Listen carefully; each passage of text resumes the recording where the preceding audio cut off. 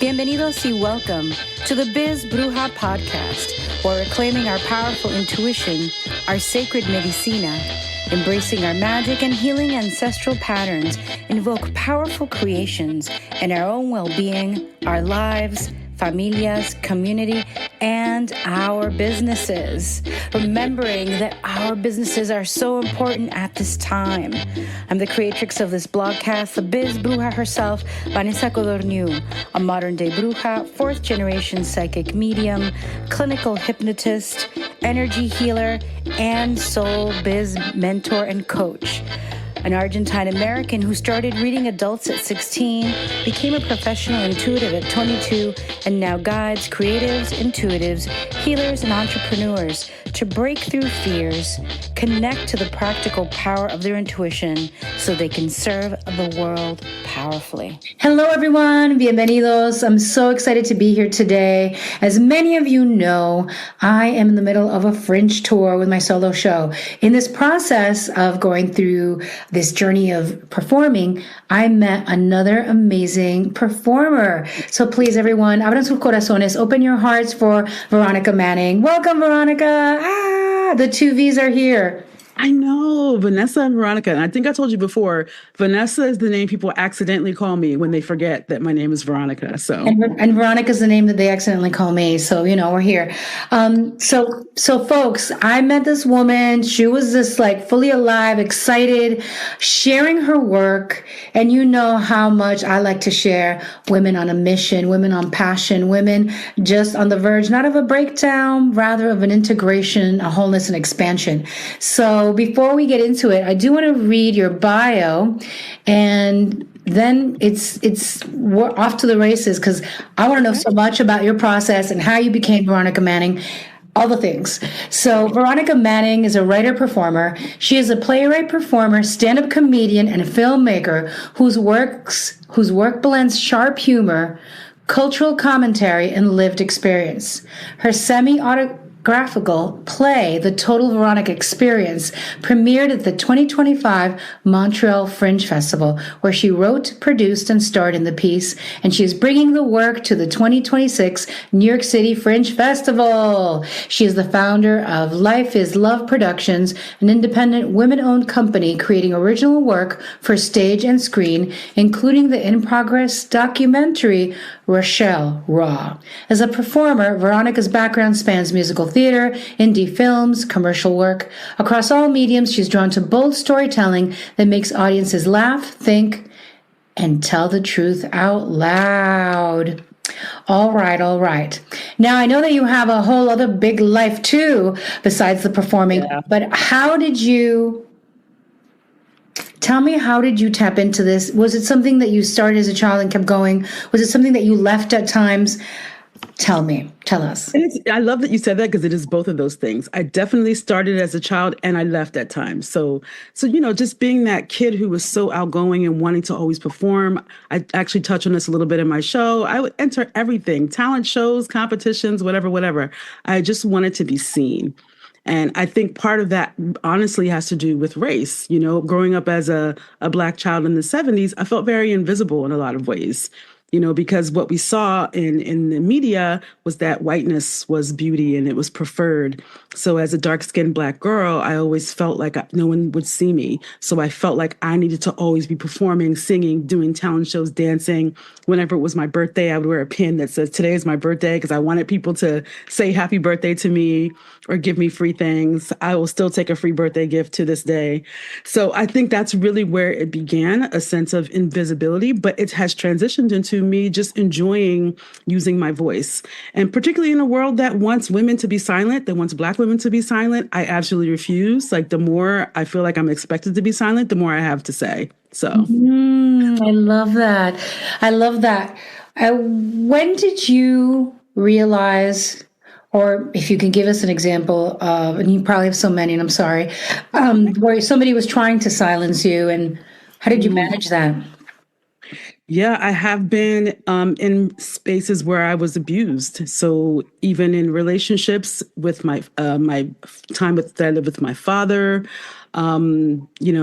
even at work, in work situations where your ideas are not valued, you're not asked what you think. And I think in those moments, particularly in the past, I actually acquiesced to it. I was silent. And it would make me so angry with myself that I allowed myself to stay in those abusive situations. I did obviously get out of them, and I found my voice and my courage to do that.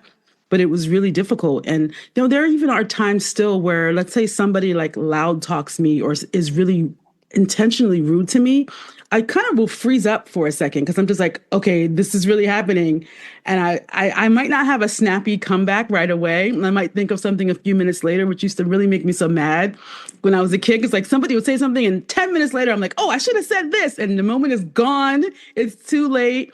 So I feel like, honestly, as a person who has a history of having been abused, I feel like that's like the one thing that's still left over is that I freeze up if I'm in a situation where someone is like seeming like they want to like harm me with words or whatever. Like I'm just like, okay, what do I do?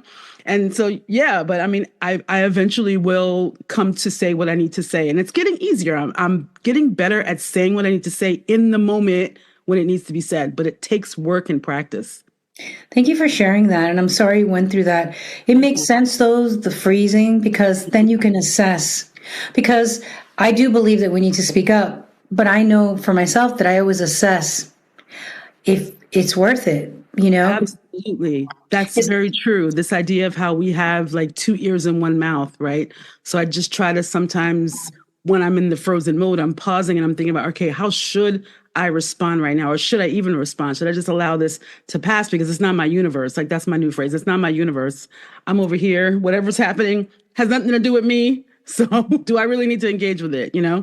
Absolutely. I love that. And I wanted to say that because I think that I've seen online and the whole spiritual movement, empowerment movement, always speak your truth, speak your truth. Well, sometimes it could harm you to speak your truth in the moment. Absolutely. And so sometimes pausing to assess has kept us alive. So so a little bit about your background, right? You're also a professor. So tell me a little more about that because it's not in your bio, but I know a little bit. Yeah, no, I love that you mentioned that. So I got my master's degree from NYU in nonprofit management and policy. So after I graduated, I was fortunate enough to be able to teach there as well. So I'm teaching some of the same subjects that I learned. So for the most part, I'm teaching management and leadership to the grad students. I've been teaching performance measurement and management. I teach nonprofit 101, like the business of nonprofit, because I really value and appreciate the work that nonprofits do in the US. And I really like being able to be a part of future leaders being molded partly by me to lead nonprofits. And I enjoy that so much. I love teaching. I love interacting with students and seeing their minds and their brilliance. So it's really great. So you're walking along and you are a professor and you're making an impact to the next generation. Where does the total Veronica experience, where is it born? How does it grow? How do you nurture it? Yeah, so when I first realized that I wanted to write a play, one of the advice, we always hear from people is write what you know. Okay, so the thing I know the most about is me, right? So for a first time writing and producing a play, I wanted to write about my life, but I didn't necessarily want it to be the typical stand on the stage and tell you stories. So I wanted to have certain stories that I tell, but I wanted to mix in my love of performing. So it's a multidisciplinary piece that includes karaoke, some stand-up comedy, some a little bit of a dance break, like all the different things that meant so much to me growing up and all the performing that I still love to do. I consider myself a karaoke queen. So I thought I could mix that in with some of the funny and some of the difficult and kind of sad stories of my life in the space of a conversation with an invisible being who's trying to get me to explain, like, why should I be alive, right? So Wow. that was the framework that I thought to put a story about my life in to make it more visually interesting and engaging rather than me standing and telling stories, which I don't feel like I would be so comfortable doing. Some people are really, really good at that. I'm not sure if I would have been good at that type of format. So I had to mix in some me in it, which is the performing. I love it. And that's why it's the total Veronica experience. Exactly. When did you start writing? And did you get any pushback from anyone or any part of your life? And how did you nurture it as you're going about? Because a lot of people ask, how can you do your creative work? I'm so tired from my job. You know how that goes. So how did you start? And did you get anybody who pushed back on you in any way, shape, or form, or life, some part of your life? And how did you keep nurturing it? That's a great question. I started writing it in January of 2025. Yes, it's only like a couple of years old. Wow. When I was writing, I didn't show anybody because I didn't want anybody's opinions about it. I was like, I need to write this for me, and maybe it's not going to be the best. I had to lean into the idea that it's okay to write badly, and I took the idea of quality out of it and was like, it's going to be authentic. It's what I want to say. It's how I want to say it. So until I finished it, I didn't show it to anybody. And I think I only showed it even to a few people after I finished it, and probably people who wouldn't criticize it so much. And I was okay with that because I was like, all right, it's going to be on the stage. It can get criticized once people are seeing it, because the thing that's on the paper, particularly when it comes to a play, isn't the same thing that you see. And so I wanted people to judge it from what they saw, not necessarily from the writing of it. But I also do feel like at my age, because I am in my mid-50s, I do kind of have a bit of an armor of protection around myself. Whereas in that, okay, you can have an opinion about it, but why should that matter to me? What do you think about it? Okay. So it's like, fine. So it's both and. It's like I didn't want to hear the opinions, but even if I got them, I was like, okay, that's fine, but I'm still going to keep it this way. And in terms of pushback, probably the biggest pushback I've gotten is from directors. So I had a director in the first iteration of the play in Montreal, and I have a director now. And because the play or the idea of it exists mainly in my head, sometimes people were like, well, I don't understand this part. I don't get this part. And I want to be like, in my mind, I want to be like, you don't need to get it. But of course they do. They're directing it. I've asked someone to direct it. So having to explain or translate the backstory of what the story is to someone else so they can direct it. So that's where the kind of push and pull, like, oh, well, can you just add something like this in the script? I'm like, oh, okay, fine. And that's hard for me. And so it's like I have to, or I had to learn to embrace the collaboration of somebody else's opinion because I brought them in to direct or to play one of the roles or whatever. So that's challenging for me because I'm like, this is mine. I want to do it the way I want to do it, but I have to release some little bit of control to collaborate with others. Still in the process of learning to do that. Oh my God, I love that so much. And I love that you said, you're mid-age, you're like, I'm not giving any fucks. And it's been like, I think I kicked off my tour already in Carlisle Theater. So I performed here one time last week. And a week before I performed, I said, what kind of crazy bee am I that I'm going to be on stage for over an hour? Mine's was an hour and 15 minutes. I'm going to dance. Yep. Right? I'm going to do a slam poem. I can't wait to see it show. I have like 4 costume changes, and I'm behind, but it's like a dress, put on the dress, but it's behind a divider. So anyway, that I carry with me that I'm taking to New York. I don't know what's going to happen. But I was like, what kind of crazy bee am I? And I'm like, I was like waking up and I'm like, the same as Veronica. She's a crazy bee too. So I was like, because I felt alone, right? And then I met you and I was like, oh my God, we're in midlife. We have other professions. We have always tried to keep doing our thing. And for you and telling our stories. And I think that we need to protect it because somebody was saying to me, oh, do you need this? Do you need that? And I was like, no, I need my TEDx moment because I want to educate people on how Argentina was so freaking racist, that it had these laws that it only allowed like European people in the late 1800s, right? So that were my TEDx moments where I'm like just giving a fact and then I go back to my stories. But when people were like pushing on it a little bit, I was like, no, because I'm also here to educate. And there's stuff that people they're like, we had no idea. I'm like, well, you don't know about Argentina. Who knows about Argentina except for football and Messi? That's all they know, right? And so for you, when you started writing, was it purely for your own pleasure? Was it a mix of purely for your own pleasure? Was it something that was just bursting out of you? Did you have to search for it, or all of it? And how much time did it take you? You started in 2025, so that's not that long. Did you write at night? Did you write in the day? Like, what was your process? Yeah, I think I was mostly writing early in the mornings. There's this group that I would tap into sometimes. It was the 6 a.m. writing club. They would write every Monday at 6 a.m. So hard to get up and write, but sometimes I was able to join that group, and everybody's just silent on Zoom and we're writing together. It took me about, I would say, 3 months to really get it down. The hardest part was the dialogue, between myself and the character that's called the voice. So the general premise is that I wake up dead in purgatory, and there's this invisible being that's talking to me and challenging me. So to write the dialogue naturally, because while I was writing, I was remembering you're going to have to memorize these lines, right? So I was trying to write dialogue that would make it easy for me to remember it because it's like the natural thing that I would say, So, like, for example, just if somebody has you in a place, naturally you're going to go, "Where am I?" And they're going to go, "This is where." Like, how did I get here? So I tried to like make the dialogue flow in a way that feels like how I would talk or how I would respond in a situation like that. And I think the self-editing while I was writing, I was trying not to do that. That's really hard not to do. So you write something and then you backspace.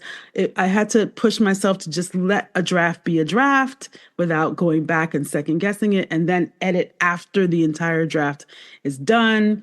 Because writing a play is different than a screenplay, because I've written screenplays before and I'm also a filmmaker, and you can write and then once you see it on the screen, you change stuff. But it's like people are sitting there in the room with you when they're hearing these lines. And so I had to try to turn off my filmmaker brain and screenwriter brain and put on my playwright brain, which is a different. So it was hard. It was hard. And again, I'm just trying something for the first time and wanting to do it in my own way. And, kind of wanting to reject the people will say things like, "Oh, well, this is the way it should be." And when I hear that phrase, I run the other way. I'm like, that's nice. Who created that system? It wasn't me. I didn't get a vote. So I'm going to do it this way. You don't have to go into that system. So I don't know if I answered your question, but yeah. You did. And I love that. And I think that owning our artist, I mean, owning anything, but owning our artist also means that we own the way we work. Yes. Right? We start to reject the colonized ways of functioning. Yes, thank you. And it's like for some people, like I've been practicing because I've been busy with other shows I'm doing from 10 to 12. That's really late. And I'm working in the day, right? That's really late. But people are like, I'm like, oh, yeah, I am tired. But at the same time, if that's what I got, I'm doing it. You know what I mean? So we're working with what we got, and we're also working with what works best for us. So let's see what else is coming forward. So you did not take a long time from I'm doing this to doing it. No, I really didn't, because I had a time crunch, because the Montreal. Wait, did you submit before you even finished writing? I submit before I even started writing. Okay, I love you. That's it. Everybody, please go see her show. I'm going to get into this festival. I'm not going to write a play and then I don't get it. I don't have time for that. I have other things to do. So they were like, "Oh, you got in." I was like, guess I better start writing. Because I work better with a deadline. It's hard for me to get stuff done if there isn't some other thing I'm accountable to. And I've learned that about myself over the years. I could write a novel, but who's asking for it? Nobody. I'll do something else then, because nobody's waiting for my novel. Do you know what I mean? But if somebody was like, "Oh, we want to publish a novel and here's this advance and you need to finish it by December of 2026. I'm writing that novel, Vanessa, let me tell you, it's going to be done. Okay. Yes. So when I submitted mine to the York Fringe, I had a name and I had some bits down. And then when they accepted me last year, that's when I got to work, because I was doing other things. So for everybody listening, I had the name, so that's good. Do not say I can't do it. I see a lot of people, "Oh, I can't." Just go. And this is a way for me. Like, I used to plan my retreats where I would just pick the date, put the deposit. I didn't know what it was going to be exactly about, but I knew I was going to fill it. And then now I had to do it, and I had to sell it, and I had to share it. So don't be afraid to take a big leap and trust yourself when something is strong enough within you to sign up for something and play by ear. I think that, don't you agree that we've been made to kind of fear failure to the point where a lot of people don't experiment? Like, we're supposed to try things. We're supposed to try things. And failure is a misnomer anyway, right? With that famous quote by Nelson Mandela, "I never fail. I either win or I learn." So what we call failure is really just lessons. It's just learning. because what is failure? Like, what even is that? It's a construct. But I like what you said too about how you just picked a day for your conference, your workshop, and just did it. I did the same thing last summer because I wanted to make a movie. I was like, I just want to make a movie this summer. And then some women online had given away a 15-minute film school. Sounds really weird, but she just gave these 3 lessons. And one of the things she said changed everything. She said, just pick a day and then just make something. So I did. I just picked a weekend in August. And then I was like, I'm just going to make a movie. I don't know what it's going to be, but I picked the weekend and all these things happened. And I ended up meeting Rochelle Raw, my friend Rochelle. And I was like, I'm going to make a documentary about you. And we filmed it on those 2 days that I had picked months before. I hadn't even met her yet when I picked the days. So that's such a true thing. And now I'm like, I'm making a movie every summer and I'm going to just pick 2 more days this summer. I don't know what movie I'm going to make. I'm making a movie. Oh So my I God. love that. I love it. I love it. And I bring this up too, because maybe you've seen this, but I've seen it. And a lot, especially in the spiritual, personal empowerment world, everybody's like, I have to sit with it. I'm sitting with it. I'm sitting with it. And it's a year later. And I'm like, how'd it go? I'm sitting with it. Like, girl, get up. People, and this is what I would say. I'm like, okay, we all need a moment. Maybe we do because we all process differently, right? We all need our moment. But I also believe that spirit is fast. Yes. And that's why we all have ideas, and that one person makes $1 million off the idea because they ran. Meanwhile, we're like, I need to think about it, talk to my therapist, and I need to go talk to my indigenous shaman. Now I need to talk to this one. I need to do an African dance. I need to do an offering to my ancestor. You know what I mean? I know And what you mean. so, Give you a quick example of how good. quick spirit is because you just said this. So I'm Yes. staying in somebody else's apartment right now. They're not here and I don't know where anything is. And I was looking for a Sharpie. I wasn't really looking. I was just saying to myself, oh, I wish I could know where a Sharpie was. So I was standing by the door and I said out loud, I need a Sharpie. And I just looked to the right and there was a box with pens and Sharpies. And I hadn't even looked for the box. I'd never seen that box since I was in the apartment. And the moment I said it out loud, my eyes went right to where there was a Sharpie. Oh my God. And I was like, thank you, Spirit. I just said it out loud. I was like, thank you, Spirit. I asked for the Sharpie and there it is. Yes, exactly, exactly. And so, para la que están mirando, for the ones who are watching, and I would say that there are definitely people who take more risks. Would you say that you feel Black women take risks? I mean, nobody's a monolith. Nobody's a monolith. So we know that. But I know that immigrant Latinas, some of them don't because they're just going to play it safe. But a lot of times we have to because we have no other choice. So how do you feel about that, about taking artistic risks? From what I've seen in general in my own experiences with Black women, particularly of my age or even younger, I think the risk tolerance is generational. I think people of Gen X and older probably take a lot less risks. I think the Gen Zs take a lot more risks, the millennials, and that could just be about youth. Generally we take more risks as younger people and we are more risk averse as we get older. Whereas I'm intentionally taking more risks as I get older. So I'm trying to push back against that natural tendency to become a little bit more conservative and risk averse as we age. Because I feel like if this is almost over for me, let me do all the stuff that I said I was going to do and I didn't do. Like I already told myself when I turn 80, I'm going to go skydiving. Because at that point, like, what do I have to lose? I'm already 80, bro. I'm jumping out this plane. Okay. And you know what I mean? That's my plan for when I turn 80 for my 80th birthday. So you see what I'm saying? So that I think the risk averse is more about age actually than race, I would guess, if I were to be I do agree with you. And even when I asked you the question, I'm like, Vanessa, we're not a monolith. But what I would say is that what I would say, even having los complicados, the Latino, that in general, the people I've talked to are like, we don't have time to do that. Yeah. Like a lot of Latinas are like, whatever age. They're like, I gotta go to church. I got my family. I gotta go to school. I gotta go. And I'm like, girl, but we need to have fun too.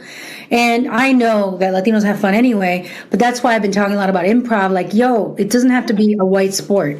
And more and more Black folks are in improv in Baltimore and New York. But I feel that it's like even people think that hiking is a white thing. I'm like, excuse me, we've all been hiking. Our indigenous ancestors, wherever they were from, were hiking to get places. So I love that you said it. It is generational. And I think, yes. I didn't mean to interrupt you. Sorry. No, go ahead. But I also do want to say that what you did say, I think also has merit because under a white supremacist system, it is hard for us to take risks because there's more of a cost to us than to those who benefit from that system. So Yeah. with Latinos, with Black people, absolutely, I think we're slightly more risk averse than we would be outside of an oppressive system, right? Absolutely, absolutely. Well, I'm so glad that you're doing this. I'm so excited. So I wanted to ask you the questions that I ask here because I know we could keep talking because you're amazing. What ancestral patterns or kind of inherited ways of being did you have to heal or release or integrate in order to be who you are today? When I hear that question, the first thing that comes to mind is shame. Mm. And I really feel like I have broken the chain of that because not just in my family, but so many families, and I think you even mentioned this other times when we've talked, is that particularly around female sexuality, around gender roles, there's a lot of shame that gets passed down through generations. And I talk in my show briefly about being queer. I mentioned sexuality and how I like sex. And those were things that people before me did not talk about. And, I have some aunties that are probably going to come see my play and they're probably like, oh gosh, she's saying the things. And sorry, I'm breaking the chain of shame. I will not wear it. Like I used to, but I have to take off that coat. I can't. So for me, that's the main thing is this idea of shame around our stories around abuse, because abuse is always hidden in families. There's just like that family secret and nobody wants to talk about. So therefore it doesn't get solved because nobody wants to talk about it, right? It doesn't get brought into the light, and I'm bringing it into the light, in all the ways. So I think that's the main thing that those are the ancestral chains that I'm breaking for sure. I love that so much. Thank you. And what gift are you leaning into? I'm leaning into the gift of joy. That particularly culturally within Black culture and Black ancestry, joy is central to Blackness. I really feel that. And people talk about Black culture, oftentimes people equate that to negative things. And everything I've seen is the center of it is joy, particularly in Black American culture. I don't know, I can't speak to other diasporic cultures, but I know in Black American culture, we have in barbecues, even the little dinner that we have after somebody passes away, like after the funeral, the repast, that's usually a joyful occasion. It's like a lot, the food, the music, cultural traditions. The joy is in the center of that. And so I'm tapping in and bringing as much of that as possible. I mean, I haven't been to New Orleans, but I've heard that even like the second line culture in New Orleans where they kind of march down the street in a funeral march, but it is such a joyful parade, but they're carrying a casket. You know what I'm saying? So, and that comes from ancestral traditions that I don't even know about, from Haiti and from other French Creole cultures. And so that's really what I'm tapping into. I love that so much. And where did you grow up, Veronica? I grew up, and that's such a weird question because I spent the first half of my childhood, I guess you could say, in South Jersey, but then I moved to Philadelphia when I was 15. So in my mind, I grew up, like I'm taking that literally, I grew up in Philly, even though I was born in Mount Holly, New Jersey. So I'm being semantic here, but I really think that Philadelphia shaped a lot of who I am because I went to Girls High in Philly and I started college in Philly. So like that's I kind of, see myself as a Philly girl originally, in a sense. I love that. How'd you get to Montreal? Oh, yeah. Business, doing all the business. Once I started working remotely after the pandemic and realized that, oh, working remote, I can live anywhere that I want, or I can visit and spend a lot of time in other places. And I visited Montreal so many times and enjoyed it so much. I was like, hey, I can work remotely and just hang out a lot in Montreal. So that's kind of how I ended up spending so much time there. Like I said, remote work afforded me that ability to do that because, I don't have status there. I'm not even trying to get status there, but I like being there as much as I can. The weather, I mean, when it's warm, it's cold a long time. But just like the cultures, everybody's outside all summer long, biking, walking, picnics in the park, drinking wine, eating croissants. It's just, I really enjoy that. So for me, it's just it's a music city, so many festivals. So all of that is what I love so much about Montreal. I love that so much. Do you have any message that you want to share with our audience just from your heart? Yeah, I think the only thing I would say is kind of the theme of what we're talking about here is just like speak your truth. And, it's okay to be scared to do that because that's the definition of courage. Courage requires fear. It's not courage if you're not afraid to do it, right? And so it's okay. We can be courageous. We can speak. We can be ourselves. And I think that's just the general message of life. Let's just be us while we're here. Yeah, I love that so much. And I love the gift of joy that you're bringing through from your ancestors and your world. Can you let us know where and when you'll be performing and where people can find you? Yes. So the Total Veronica experience is going to be at The Rat NYC in Brooklyn on 68 J Street in Dumbo, which is right at the York stop on the F line. The show premieres on April 4th at 7 p.m. And I have 4 of the shows on April 11th, April 6th, the 11th, the 15th, and the 17th. And all of those can be found on my link tree, which is linktr.ee/life is love. And I know that Vanessa will put this in the show notes. You can find tickets there. And my Instagram is @lifeislove. And if you DM me, I will give you a 20% off discount code for tickets. And live stream tickets are also available. So for the shows on the 6th, the 11th, the 15th, and the 17th, if you cannot come in person, you can buy a ticket to watch the show on a live stream, which is kind of really cool for theater. It's like you don't know who's watching. I love that. It's creepy though, but exciting. Yes. And I also shout out my team. Yes. Director is named Sandrine Dupaton. She is a wonderful director and dramaturg. She's helped me develop the script so much, helped me really bring out a performance from myself. And I have an actor named Oheni Cornelius, who is such an incredible collaborator in terms of what he brings. He was the director for the first version of the play, and now he's acting in it as the voice. And he has so many different levels that he brings to the character, and it's so great to work with him. He's been my friend for many years. And so, yeah, just wanted to shout them out as well. Thank you. Oh my God, I'm so excited. I think I'm going to be there the 6th. I think I'm probably going to be there the 6th. And wait, when is your first show? April 4th, the same time, Chain Studio. I don't even know. I have to send you the info. Okay. Show on the 4th, and what's the one after that? Then I have one. So it's the 4th, the 7th, and the 8th. Okay, so I'll come on the 7th. Okay, and I'm going to come on the 6th. I'm like, oh my God. And I'm still like looking to get secure housing from all the friends out there in New York. So if you hear this and you're in New York and you want to have me in your house for a couple of days, I'll exchange some sessions. So it's been such a pleasure, Veronica. You're as amazing as I felt it, as I knew it. And I'm so glad that we get to share you with the viewers who've been around for 7 years. Por favor, compartan esta entrevista. Please just share across, invite friends in New York to see the show. And you were going to say something.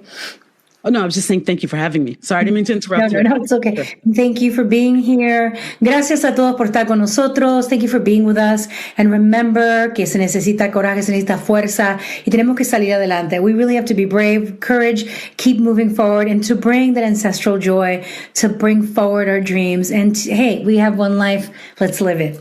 Mucho amor, in the famous words of Veronica Manning. Gracias. Bye, everyone. Bye.